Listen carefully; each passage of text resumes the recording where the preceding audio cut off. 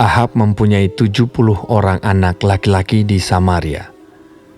Yehu menulis surat dan mengirimnya ke Samaria, kepada pembesar kota itu, kepada para tua-tua dan kepada para pengasuh anak-anak Ahab. Bunyinya, Sekarang, segera sesudah surat ini sampai kepadamu, kamu yang mempunyai anak-anak tuanmu di bawah pengawasanmu, lagi pula mempunyai kereta dan kuda, dan kota yang berkubu serta senjata, maka pilihlah seorang yang terbaik dan yang paling tepat dari antara anak-anak tuanmu. Lalu dudukkanlah dia di atas tahta ayahnya. Kemudian berperanglah membela keluarga tuanmu. tetapi mereka sangat takut dan berkata, Sedangkan kedua raja itu tidak dapat bertahan menghadapinya. Bagaimana mungkin kita ini dapat bertahan? sebab itu kepala istana dan kepala kota, juga para tua-tua dan para pengasuh mengirim pesan kepada Yehu. Bunyinya, Kami ini hamba-hambamu, dan segala yang kau katakan kepada kami akan kami lakukan. Kami tidak hendak mengangkat seseorang menjadi raja. Lakukanlah apa yang baik menurut pemandanganmu. Kemudian Yehu menulis surat untuk kedua kalinya kepada mereka. Bunyinya, Jika kamu memihak kepadaku dan mau menurut perkataanku, ambillah kepala anak-anak tuanmu dan datanglah kepadaku besok kira-kira waktu ini ke Yisrael. adapun ke-70 anak raja itu tinggal bersama-sama orang-orang besar di kota itu yang mendidik mereka. Tatkala surat itu sampai kepada mereka, mereka mengambil anak-anak raja itu, menyembelih ke-70 orang itu, menaruh kepala orang-orang itu ke dalam keranjang, dan mengirimkan semuanya kepada Yehu di Yisrael. Ketika suruhan datang memberitahukan kepadanya, Telah dibawa orang kepala anak-anak raja itu. berkatalah Yehu, Susunlah semuanya menjadi 2 timbunan di depan pintu gerbang sampai pagi. pada paginya keluarlah Yehu, berdirilah ia, lalu berkata kepada segenap orang banyak, Kamu ini tidak bersalah. Memang akulah yang telah mengadakan persepakatan melawan tuanku dan telah membunuh dia. Tetapi semua orang ini, siapakah yang membunuh mereka? Ketahuilah sekarang bahwa firman Tuhan yang telah diucapkan Tuhan tentang keluarga Ahab tidak ada yang tidak dipenuhi.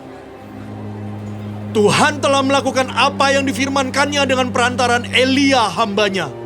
Lalu Yehu membunuh semua orang yang masih tinggal dari keluarga Ahab yang di Yisrael, juga semua orang besarnya, orang-orang kepercayaannya dan imam-imamnya. Tidak ada padanya seorang pun yang ditinggalkan Yehu hidup. Kemudian bangkitlah Yehu pergi ke Samaria, di jalan dekat Bet-Eket, perkampungan para gembala. Bertemulah ia dengan sanak saudara Ahazia, Raja Yehuda, lalu ia bertanya. Siapakah kamu ini? Jawab mereka, Kami adalah sanak saudara Ahazia, dan kami datang untuk memberi salam kepada anak-anak raja dan anak-anak ibu suri. berkatalah Yehu. Tangkaplah mereka hidup-hidup. Lalu ditangkaplah mereka hidup-hidup dan disembelih dekat perigi Bet-Eket, 42 orang, dan tidak ada seorang pun ditinggalkannya hidup daripada mereka. Setelah pergi dari sana, bertemulah ia dengan Yonadab bin Rekab yang datang menyongsong dia. Ia memberi salam kepadanya serta berkata, Apakah hatimu jujur kepadaku seperti hatiku terhadap engkau? Jawab Yonadab, Ya, jika ya, berilah tanganmu. maka diberinyalah tangannya. Lalu Yehu mengajak dia naik ke sampingnya ke dalam kereta.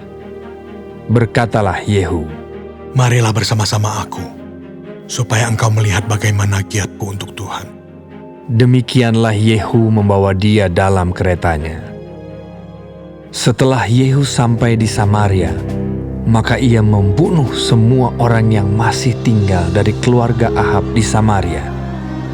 Ia memunahkannya sesuai dengan firman yang diucapkan Tuhan kepada Elia.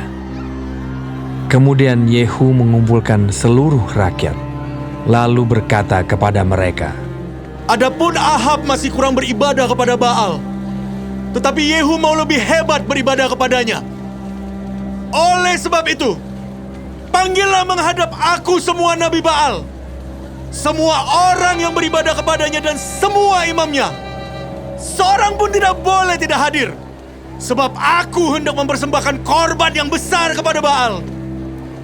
Setiap orang yang tidak hadir tidak akan tinggal hidup.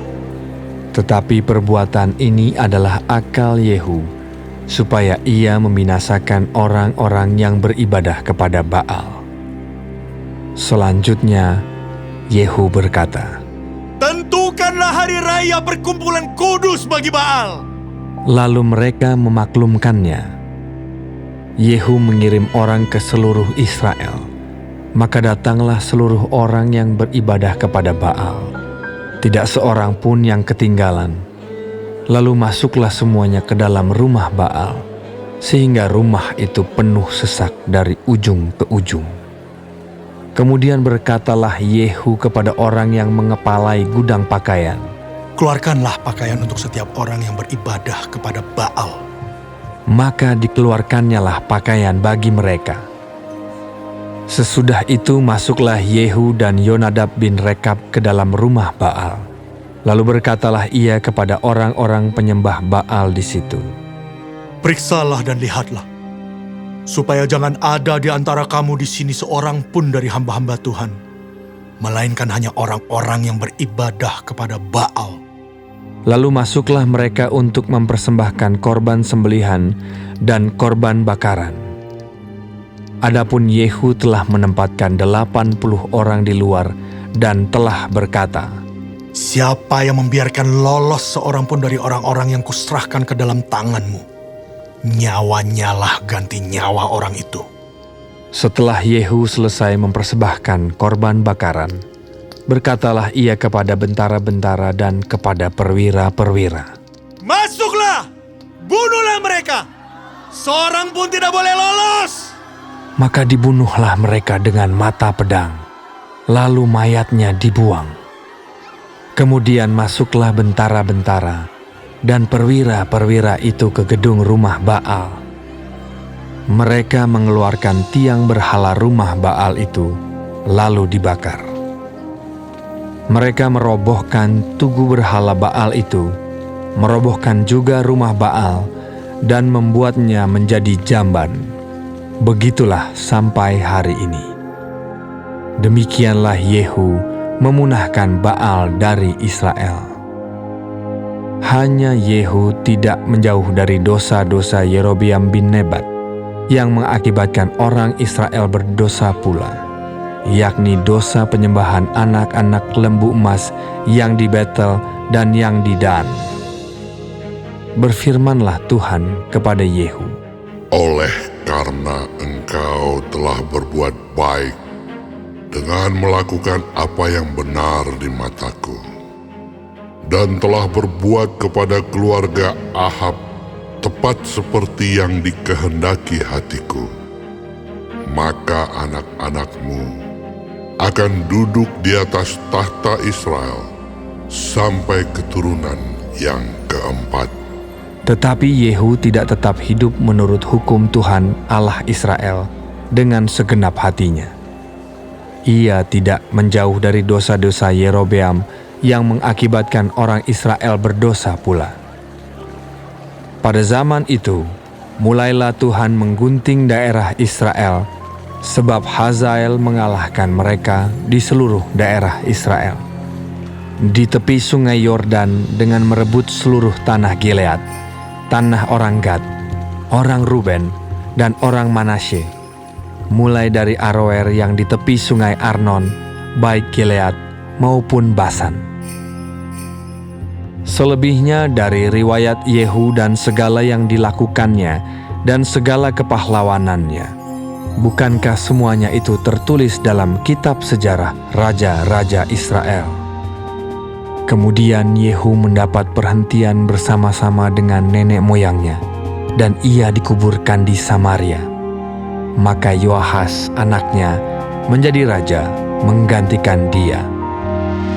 Adapun lamanya Yehu menjadi raja atas Israel di Samaria adalah 28 tahun.